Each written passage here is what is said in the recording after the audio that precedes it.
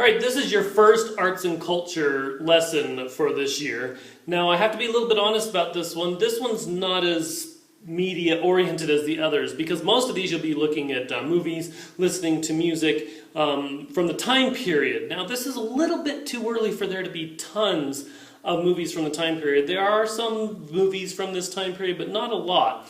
But even in the next packet, when we get to the 1910s, there's a lot more, and in the 1920s, a ton. And then thereafter, you're going to watch tons of videos, tons of music. So this one's a little bit different. But a couple things I want to set up for the arts and culture.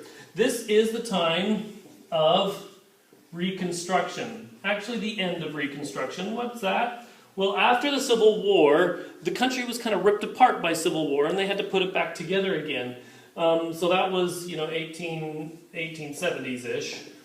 So after this time period, they're still trying to put the country together. Well, that puts the big issue with that is what do you do with all of the African Americans? With all the slaves that were once slaves, but now they're free, what do you do with them? Well, in the arts, this becomes particularly interesting because in the arts, there are a lot of very talented African Americans. And so they begin to emerge in the arts and are portrayed in some of the things here, and we're going to talk about that. Also, this is the time when barely, and we'll talk about this a lot more in the 20s, but I do want you to be aware that there is beginning to emerge barely a pop culture of sorts. It's just barely starting to emerge. And we'll talk about what this means, a pop culture. This was especially fueled by the World's Fairs. There were two main huge world fairs that happened during this time period. There was the Columbia World Exposition in Chicago. I'm not going to write that down because that's the next slide you're going to look at. And then there's also the Louisiana Purchase Exposition in St. Louis. These were hugely influential in bringing lots of people together. Now remember, this is before TV. Radio is just barely starting to emerge, but even this is kind of before radio.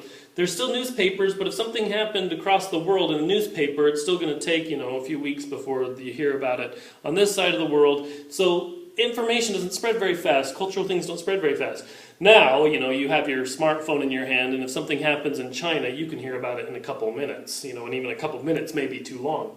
And if any of you want to see what cultural life is like in other countries, you can just, YouTube search and you can find stuff from all over. They couldn't do that then. So they had these big world fairs, and they were huge in bringing ideas of technology and arts and culture together. In fact, because of these two world fairs in the U.S., American culture began to spread throughout the rest of the world, particularly in two forms. One form is cowboys and Indians.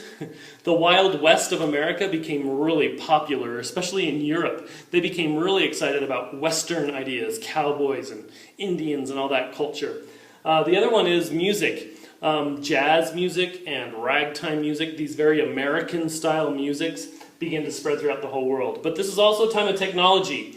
Light bulbs were introduced to the world at this time. Lots of other technology was introduced at this time that began to spread through the world because of these. So these two world's fairs had huge influence on the growth of arts and culture. In the next slide, you're going to have the chance to kind of go through the Columbia World Exposition and see some of the things that were introduced there. I'm going to put you on a little treasure hunt of sorts. At this time period, we're looking at civil rights issues. We're looking at the spread of American culture and the rise of pop culture, which really hits in the 20s. When we get to that, that's a couple packets away. Those are the things I want you to keep your eye on as you go through this arts and culture lesson.